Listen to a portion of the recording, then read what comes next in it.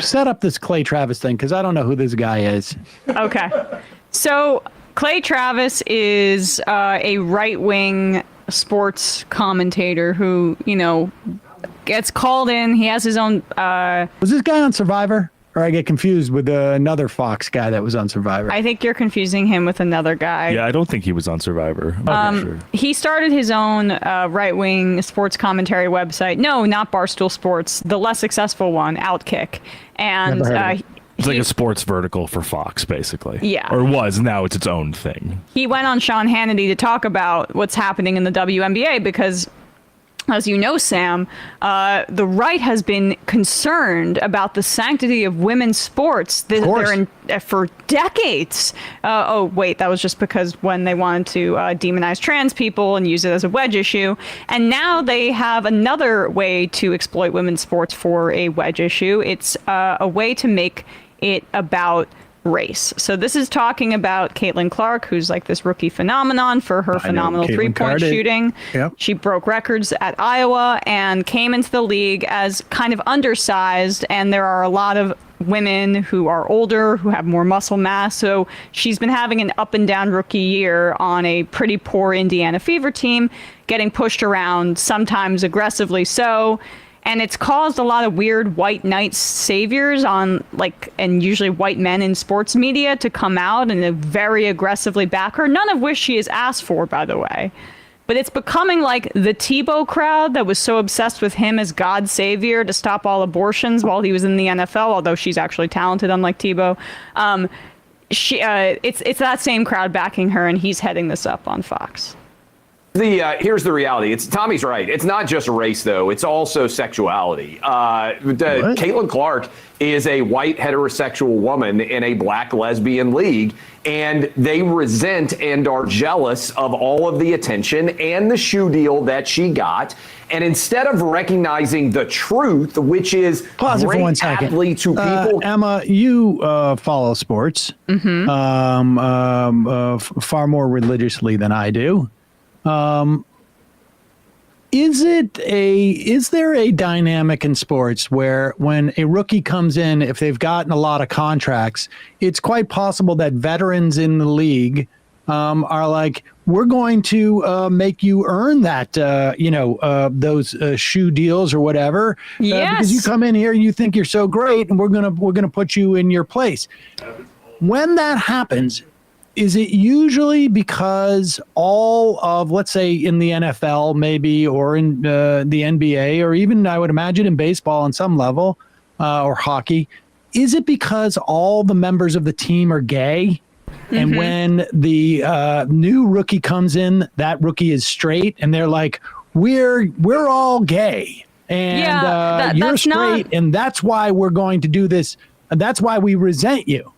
Well, I mean, sometimes you could argue that the hazing rituals are a little bit bi-curious, but that's true of male sports too. Male sports in general sometimes have that issue, but no, this is actually quite common. But the difference is that she's a white woman, and it's making these right-wing men who have decided that they can only define their masculinity in a way that is about saving white women from the scary blacks. Yeah. It's making their heads explode because Caitlin Clark has black teammates who she aren't going after her. They may be lesbians themselves. She's a part of a team that also includes black players. It's just the She's a high-profile, skilled are targeting rookie. her. This is so obvious, but there are.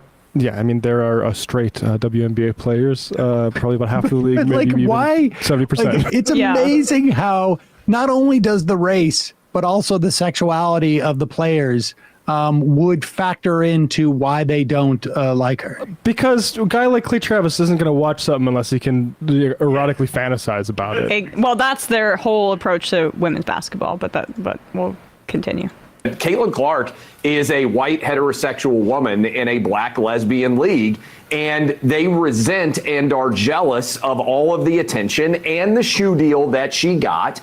And instead of recognizing the truth, which is great athletes who people care about coming into your league really do make everybody more money, and hey, get you charter airplane flights instead of flying commercial.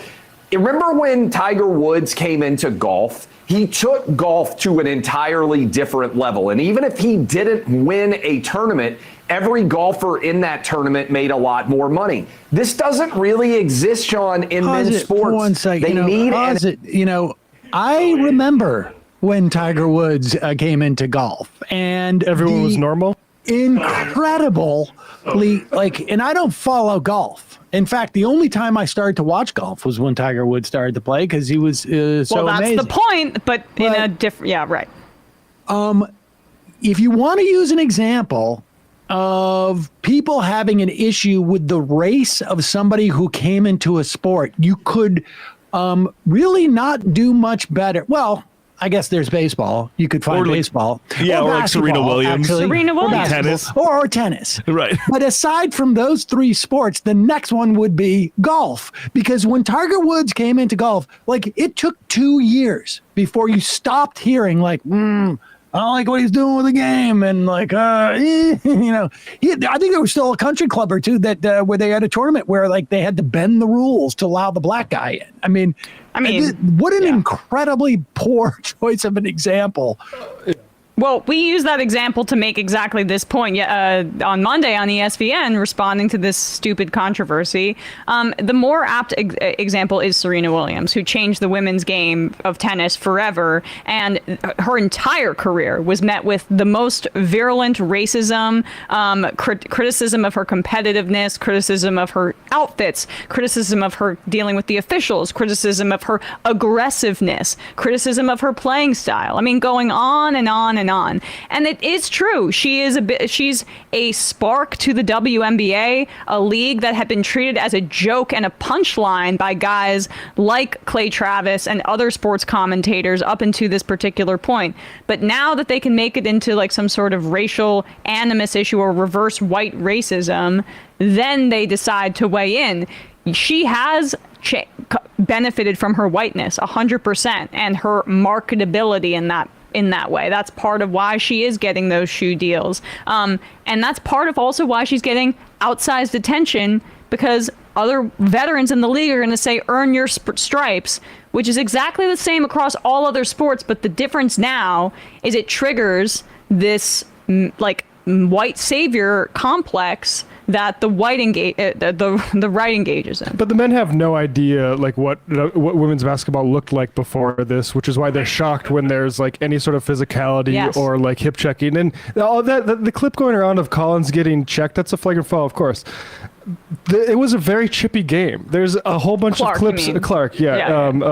It was a very chippy game. There was a lot of trash talk happening, which, by the way, also is not foreign or new to the WNBA. But none of these guys actually give a shit about it. Right. So it all looks like, oh, look at this. There must be some sort of race war going on. It's no, this is basketball. Well, they didn't care about it when there were scrums. People were circulating scrums in the WNBA, physical violence, they were about to exchange blows in different games in the past because it's a competitive sport. But because now they've made Caitlin Clark the avatar for white purity in a league that has a lot of black women in it, then they can make it into, oh, poor her, we're going to defend her in the public, where it shouldn't be about that. And it also just goes to show that they don't see female athletes as anything more than just females, because they don't take into account the competitiveness, and they don't take into account what it takes to be a competitor at that level, because they're just women that need to be protected. And I said this on ESPN to Emma as well on Monday, that Sam, to your point about Tiger Woods, Tiger, there was an interview that was going around on Twitter when Tiger was literally 20 years old, and an interviewer was like, you seem really confident in your skills, right. Where he was, and he was like, yeah, I think I'm going to win this tournament. I'm really confident in my ability. He's like, don't you think that's a little arrogant to say that? And he was like, no, I just am really confident in my abilities. And he was like, kind of seems like you're a little bit getting a little bit too big for your britches almost, and too early in your career. And it's so no, Clay, people weren't just thank you so much, Tiger. Thank you for what you've done to the game. We're so grateful. Reminds me, and I do remember this, that some guy at Augusta said, quote, I guess we'll have to start serving fried chicken and watermelon after Tiger won the Masters. Christ. Yep. I mean, it was all over the place. It was all over the place. With regards to like the Caitlin Collins or what Clark. I don't know why I say Collins is the reporter, right? She like it reminds me of this FD Signifier video, Eminem and the white rapper problem, which is like Eminem did a lot of the things right as a white rapper, trying to not do harm in a white supremacist culture. Right. And it didn't really matter because he attracted a huge cohort of white supremacists that really only listen to Eminem if they listen to rap. And that's the worry here is like if Collins becomes sort of Clark becomes I'm an Asia Wilson. I'm an Asia Wilson fan. But if she becomes huge, then like these sorts of barnacles are going to be along for the ride. Yeah, and she should. I mean, she doesn't deserve this in that same way. But I think perhaps the league could. She doesn't deserve this and shouldn't deserve like the ire that we should direct more at like Clay Travis and what's his face, Pat McAfee, for calling her a white bitch. Yeah, they won't be able to sustain focus on WNBA. No. Hey, folks, don't forget to hit the subscribe button and check out our daily show. We do it every day at 12 p.m. Eastern for about 2.5 hours. We even take phone calls. You should check that out.